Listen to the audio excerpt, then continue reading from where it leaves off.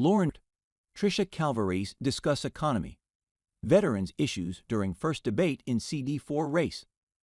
The debate, which was held at a private golf club, could be the only debate between the two candidates. Littleton, Colo. Economic issues were front and center during Tuesday's debate between the two candidates hoping to represent Colorado's 4th District, CD4, in Congress. The lunchtime debate was hosted by the Douglas County Economic Development Corporation at the Ravenna Golf Club in Littleton. Representative Lauren Boebert, the Republican nominee who currently represents Colorado's 3rd Congressional District but is hoping to switch seats, said the federal government spends too much money. You cannot just throw money at the problem and have it go away, Boebert said. Boebert touted her voting record against bills that she said would have led to more spending. The best thing that lawmakers in Washington, D.C. can do is stop spending your money, Boebert said.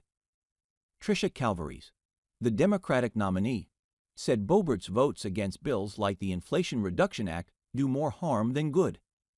The Inflation Reduction Act actually has a ton of potential to bring excellent, high-paying quality jobs to our district, said Calvarese. We just need somebody who's willing to roll up their sleeves and actually make some progress happen. Boebert defended her vote. We all know that did not reduce inflation, Boebert said. It was $344 billion towards so-called renewable energy, which is extremely unreliable. And you have the federal government propping up one industry over the other and creating an imbalance in the market. Calvarese also went after Boebert's vote against the PACT Act, which expanded health care benefits for veterans. I think if you're going to be America first, you can't put the veterans last, said Calvarese. You voted against care for veterans exposed to cancer-causing toxins and burned pits during war. We definitely have different priorities, because I believe we should take care of our veterans always. Boebert said she's proud of her record on veterans issues. I have stood for our veterans ever since before I was elected, and I will continue to do so, Boebert said. I have 6 amendments that have brought funding to our veterans. I have worked to advocate for more choice within the VA so our veterans can go to any doctor that they choose, any health facility that they choose, and get the care that they so desperately need. Unfortunately, there's so much bureaucracy and red tape within the VA. It is our veterans who often suffer for that. Boebert said when it comes to veterans issues, the federal government is often in the way, creating more bureaucracy. We need to get government out of the way, ensure that our veterans have the benefits that they were promised and that are owed to them, but do it in a very creative way, to where the government isn't the one at the end of the day preventing the care that they need, Boebert said. Boebert said she would support extending Trump-era tax cuts, which are set to expire in 2025. Calvarese said it depends. There's some pieces. If it's helping our businesses and we can offset it, absolutely. We can extend those, said Calvarese.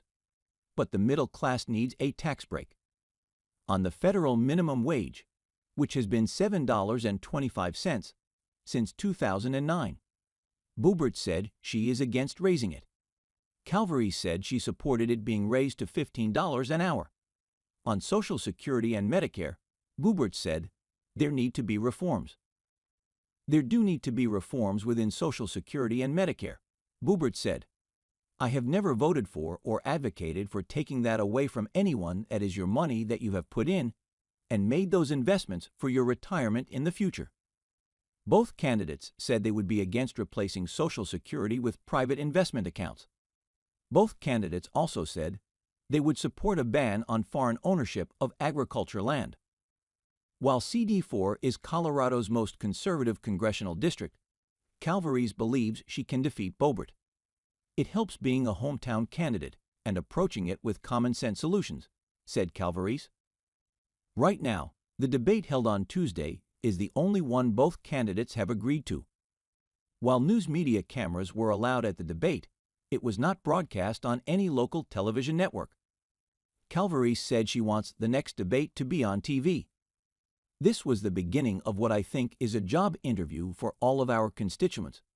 So I am calling on her to debate on TV at least twice, said Calvarese. Calvarese has offered to debate at the Buell Theater, where Boebert was infamously escorted out last year during a Beetlejuice performance. I trust that she's not going to duck it. She's a pretty tough contender. So I sincerely look forward to debating with her on TV soon, said Calvarese. Boebert didn't seem committed to the idea of another debate.